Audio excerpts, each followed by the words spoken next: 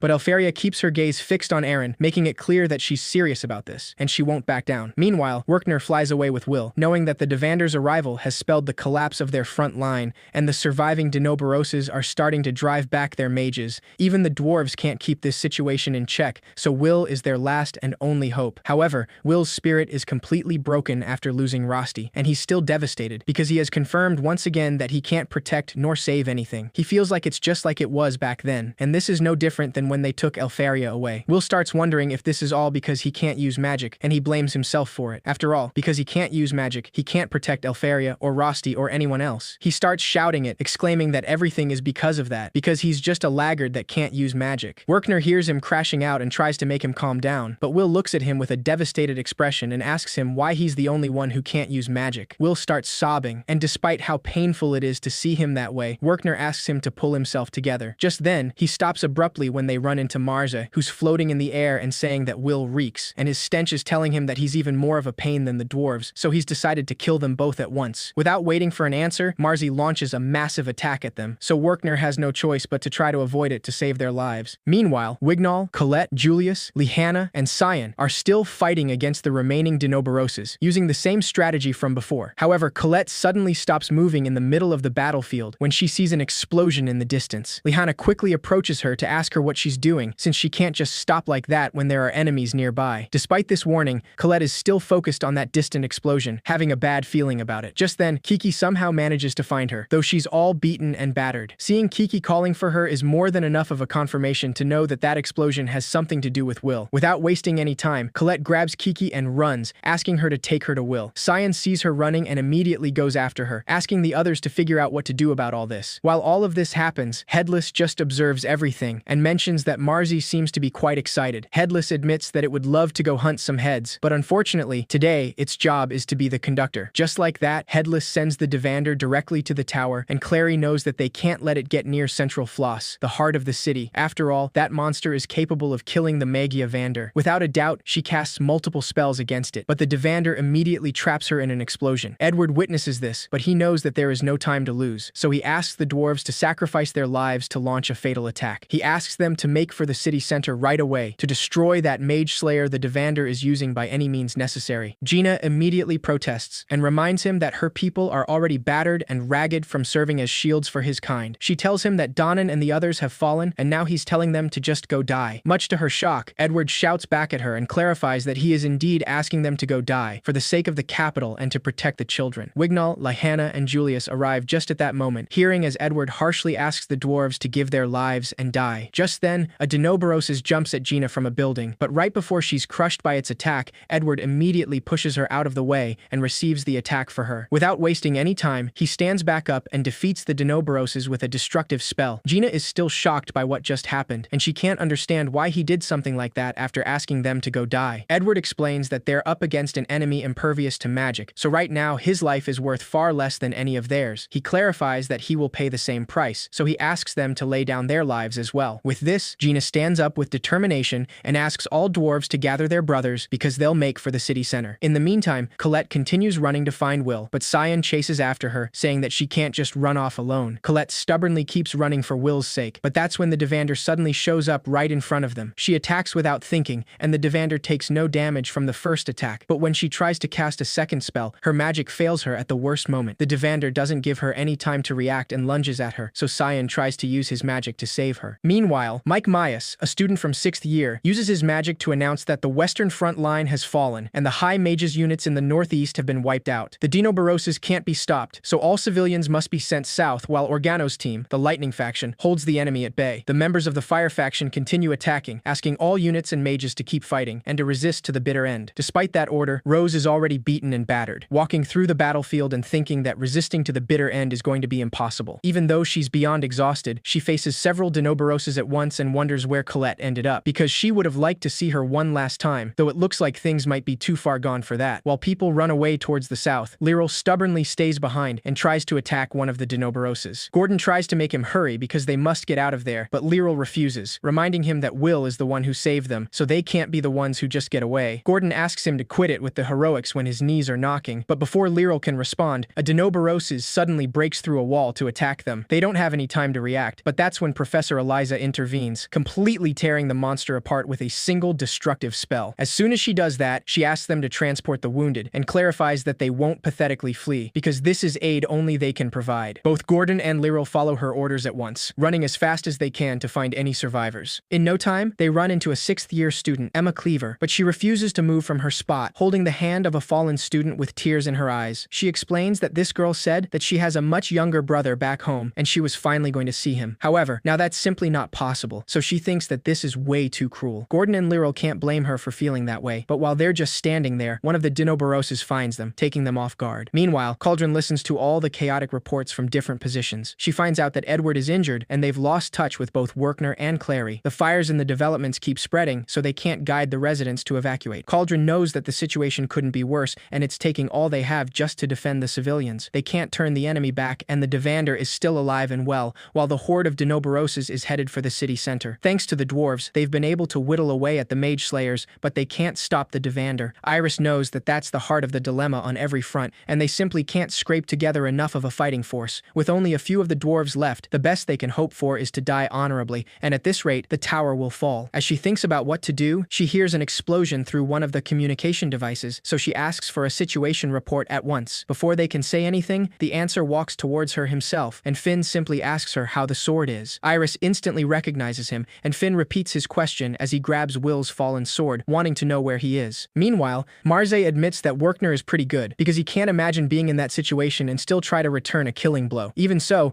he knows that he hit pretty deep, so this is the end for him without a doubt. Will tries to recover from that attack after crashing against the ground, not even knowing where he is, but Werkner soon informs him that they're on the west side of the city. Will is still a little disoriented, but when the fog disperses, he sees the giant hole in Werkner's abdomen, as he tells him that this is all he could do to protect him. Despite his state, Werkner keeps a smile on his face and apologizes, saying that the only thing he can do now is depend on him, because he's sure that he can save this city. Will is instantly in denial, saying that he can't do it because he let Rosti die, and now the same is happening with him. Someone is always saving him, but he can't protect the people who matter to him, and he can't change a thing because a sword can't overturn the order of the world. Even when Will starts crying, Werkner keeps a smile on his face and falls to his knees to hug him, confessing that he's been lying to him as a teacher. Just then, he reveals that he can actually use magic, and one single magic spell will show everyone that there's hope. As soon as he finishes that sentence, Werkner's body goes limp, so Will panics and asks him not to die, wanting to know what his magic is. Despite all his insistence, he gets no response from him, but that's when Finn finally finds him and tells him that Werkner is alright, because once his pulse kicks in, he'll breathe again. Will soon realizes that Werkner's body is slowly healing, and Finn clarifies that what's more important right now is him, so he must hurry up and get on his feet. After all, the stage has already been set for him. Will doesn't understand a thing, so Finn explains that Werkner wasn't talking about literal magic, but where his willpower comes from. He could even call it his emotions, or a type of self-suggestion when he raises his voice and shouts, stirring himself to action. It's a tremendous roar that turns the unreal into reality. Will isn't very convinced by this, because he thinks that that's just a childish trick, and something like that won't help him save everyone. To his surprise, Finn easily loses his patience and yells at him, trying to make him snap out of it as he asks him to stop spouting such foolishness, saying that it's the most important thing of all. He clarifies that those who can't transform themselves will never change the world, and that's exactly what he's aiming to accomplish. Finn points his sword at him and asks him to remember his roots and take back his origins. He then buries the sword on the ground and tells him that the lock has already been opened, so he must take his sword now and set out on a journey over the hill of darkness to pass beyond the false sky. Finn closes his fist over the sword, letting a drop of his blood fall on it as he tells Will that he already knows the answer. The sword suddenly starts glowing, and Finn asks him what the name of the magic that lives in his heart is. Will then remembers everything he's gone through until now, and Finn asks him to cry out the name of his spell and bring it into being. As he thinks about the people who matter the most to him, Will feels a rush through his body that tells him the answer he's been looking for. With no hesitation, he grabs his sword and pulls it out of the ground, exclaiming that the name of his spell is courage. As soon as he says that word, his hair suddenly turns white and the limiter is off, so Finn asks him to unsheath his spell. In a fraction of a second, Will runs through the whole city as fast as lightning, completely annihilating all the Dinoboroses he finds in the way. Edward, Julius, Wignall, and Lihanna manage to see him for a split second when he rushes past them, and they almost can't believe what they just saw. Will is so fast that the people he leaves behind don't even know what's happening, but the only thing they know is that something is wiping out the monsters in less than a second. Iris observes everything with her magic devices and realizes that this light vanquishing the monsters one after another will soon circle the entire city. Elfaria just smiles from the tower, already knowing what's going on. Meanwhile, Sion continues fighting the Devander to protect Colette, even though she asks him to run away. He tells her that he can't run because Will would never run away, since he's a coward who's braver than anyone. That's why he wants to do this too, because he won't let him beat him, not even now. As he faces the Devander, Will suddenly arrives in a flash, thinking that Sion got it all wrong because he was actually jealous and bitter of him. He was desperate, and he's been chasing all of them all this time because he's just a pathetic wretch. That's why from now on, he will be like a lone sword. As soon as he makes that decision, Will clashes swords with the Devander, activating the Mage Blade Whiz, which is powerful enough to push it back. In a change of scene, we go back in time to see a witch named Mercedes talking to Finn many years ago. Finn sees the baby in her arms and asks her if the tower really has perfected the hope of this world. He mentions that the doomsday clock must be mistaken, and Mercedes clarifies that this baby is like a twig that might snap at any moment. She reminds him that the celestial stairway has been sealed, so that will provide them some respite. A short spell before the celestial host lays waste to this world, and in that time, she will see to many wands. Mercedes gives Finn the baby and tells him that he must see to a lone sword. He asks her if she's truly certain about this, but Mercedes is tired of his stubbornness because he's asked the same question many times. Despite her determination, the baby extends his hand towards her and holds onto her finger, not wanting to let go. Mercedes hesitates before fully pulling away from the baby and clarifies that all of this is part of the deal he brought her, so this is their pact. He will, without fail, produce someone who can use the fifth element, and this time, he must find the key that will tune this world. As Mercedes leaves without another world, Finn promises to do his part, saying that in order to protect this world, he will find his way to the wand and sword. Now, back to present time. He sees Will after he awakened his power, enveloped in a silvery light as he slashes through the monsters in the capital in a flash. Finn knows that there have been a lot of twists and turns, but he's made it this far, and he can just wonder if what began just now will be the musical they hoped for or a merciless tragedy. He thinks for a moment that it will perhaps be an exceptional comedy, but he hopes to see where the pact he made with the esteemed witch will lead them. Now Will is targeting the Devander, a mage slayer wielding monster alone, and right after the first attack, both Colette and Sion are shocked to see that it's really him. Despite their disbelief, Will wastes no time and lunges at the Devander again, providing a strike that sends it flying across the capital until it reaches the central floss. Some mages tell the headmistress that they have to evacuate right now, but Cauldron doesn't move from her place and instead casts a spell called Caridos Aquiluum. This spell creates a powerful barrier that withstands the Devander and prevents it from crashing against the building. Cauldron knows that they have managed to forestall an incursion into the academy, but she has no idea what's going on right now, and she's as surprised as the other students witnessing everything. The mages warn her that they must leave this place as soon as possible, but Cauldron stubbornly insists on staying a little longer and asks them to wait. In the midst of all the chaos, she manages to see Will calmly walking towards the Devander. Despite the powerful blow it received, the monster soon stands back up, and Will decides to find out who's going to win. Without waiting another moment, he starts running straight towards the Devander, and the monster also runs straight towards him. As soon as they meet, the impact creates a powerful explosion, sending a shockwave through the entire capital. The students who are too far to see the battle can only wonder what all that noise could be, since it's coming from the heart of the city. Donnan and the dwarves also have no idea what's going on, but Julius considers for a moment that perhaps Will is fighting. Lihanna and the others think just the same, and it makes them realize that Will is actually up ahead of them. Without thinking, Wignall runs directly to the heart of the city, where everything is happening. Lihanna follows right after him, and the two of them leave Julius behind, who runs after them as he complains, saying that he's got no magical energy left. The other mages from the fire faction are still wondering what that that sound was, and Edward just hopes that it isn't Will. The students around can't help but wonder if Will could truly make a stand against that beast, and the thought makes them run to the heart of the city as well. While disbelief reigns in the capital, the Magia Vander and the tower are also having a hard time believing what they're witnessing, but Elfaria is completely captivated when she sees Will fight. Clary falls from her broom and lands on the roof of some building nearby, and when she sees what's going on, she recognizes Will and realizes that he's fighting on even footing against a foe that bested him before. She sees Edward nearby and falls off the roof when she tries to call for him, but he's just surprised to see that she's alive and tells her that her only forte is her rotten luck. Clary quickly silences him and asks him what's going on, wanting to know who that boy is, but Edward hesitates before answering. In the meantime, the students from before quickly reach the heart of the capital, where they find their classmates, Renese and Jarua, who are witnessing the battle from up close. Despite this, they still don't know what's going on, because Will and that monster are just moving too fast. Jarua clarifies that even though they don't fully understand what's going on, they can tell that Will is holding his own. Emma tries to leave to go to the battlegrounds, saying that they have to get out there and provide support. Palm immediately stops her and reminds her that magic doesn't work on that monster, so they can't do anything to help in this case. Besides, if they hit him, they'll only be getting in his way. Renese agrees with Palm and explains that magic like theirs won't do any good. He also reminds them that the one fighting right now is the no talent, and up until now, they have looked down on him and made fun of him. Everyone goes silent after that reminder, and they're left wondering what they can possibly do for Will after all this time. Lyral decides to speak through their silence, saying that Will saved all of them, and even now, he's still fighting for them, so there must be something they can do. Just then, while no one else knows what to do in this situation to help Will, Cyan decides to step forward and cheer him on, shouting his lungs out as he asks Will to beat that thing because he knows that he can do it. Colette and Kiki decide to do the same, trying to motivate Will and letting him know that he can do this. Wignall and Lihanna also join them, asking Will to keep pushing and to never falter. Even Julius decides to cheer him on, saying that he's come this far already, so he has to make it happen. The other students are surprised to see them shouting like that for Will, but they're more shocked to see that even Julius and Cyan are cheering him on. All of them soon realize that this is the only thing they can do to help him right now, so they all decide to also root for Will, trying to encourage him with their words. Edward stubbornly tries to go to the battleground, despite how wounded his body is, because he refuses to leave this to someone who can't use magic. Clary quickly approaches him, saying that he really hasn't changed one bit, but even so, now is not the time for that, and he knows it. She clarifies that this isn't when he protects his student, but when he believes in him. Edward finally stands back after hearing her words, but he still doesn't look happy about the situation. Meanwhile, Donnan and the dwarves obviously also root for Will, and they try to encourage him to pummel that thing. Everyone in the whole capital is rooting for Will now, wanting him to win and save them. Iris witnesses the whole thing, and she's shocked to see that the entire world of magic is cheering on a no-talent who can't use magic. She doesn't understand how this can be possible, but the answer is right in front of her eyes. Will is doing what no one else can do right now, protecting the city and fighting the feared Devander with only a sword. As he fights, Will remembers the fact that he's been miserable for so long and it's hurt for so long. People have disdained him, and they have made fun of him for the longest time. There were times he hated this world right back, and yet somewhere in his heart, he wanted them to acknowledge him. That's what he's wanted all this time, and now everyone around him is rooting for him, wanting him to win. Even if this is the only time they ever cheer for him, this world has given him the courage to fight, and he wants to protect all of them. Will fights the Devander relentlessly as he realizes all of this, encouraged by all the people who believe in him right now. He circles the Devander in a flash to throw it off balance and immediately jumps right above it to strike it with his sword. However, the Devander reacts just in time, and as soon as they clash, Will's sword breaks in two. Elfaria sees this from the tower, and everyone witnessing the battle knows that this is bad. After all, without a weapon, he'll be thrown off balance, and that puts him in a huge disadvantage. Will quickly blocks the Devander's attack with what's left of his sword and stands back, wondering what to do. Meanwhile, Elfaria wastes no time and leaves her seat to go outside, not explaining a thing. Carriot quickly asks her to wait and reminds her that they are not permitted to leave this place. Elfaria briefly stops after opening the door, clarifying that she has no intention of leaving the tower and she simply wants to watch from the balcony. Everyone inside stares at her expectantly, noticing the small shards of ice descending from above her. Elfaria looks back at them and raises her hand, saying that her hand slipped. Just then, a huge sword of ice created by her descends from the tower at high speed, landing directly where Will is. Elfaria smiles, and even though he can't see her, Will smiles back at her, already knowing what to do. Without a doubt, he raises his broken blade, letting Elfaria's sword fall right on it. This powerful clash alone sends a shockwave all around the place, and Will soon lets everyone see that he now has a fully charged Albus Weiss. The sword that was broken before has transformed with Elfaria's magic, so now he's wielding a powerful magic sword of ice. Cyan realizes that it's just like that time with the Grand Duke, and the others soon understand that Will's sword has the ability to take on others' spells. However, that isn't ideal in this situation, because the Devander is wielding a Mage Slayer, and magic shouldn't work on that thing. Julius tries to warn him about it, saying that no matter how strong that spell might be, it won't work against a the Mage Slayer. Despite their warnings and concern, Will confidently wields his sword, knowing deep down that this power is one that will never stop. With this belief firm in his heart, Will attacks the Devander without a doubt, and everyone is shocked to see that he sliced right through it. Iris can't believe what she's seeing, because Will fundamentally just ignored the Mage Slayer. While everyone tries to process what just happened, Mars completely crashes out, wondering what's going on. He doesn't understand what kind of logic this is, or how Will could get through a Mage Slayer.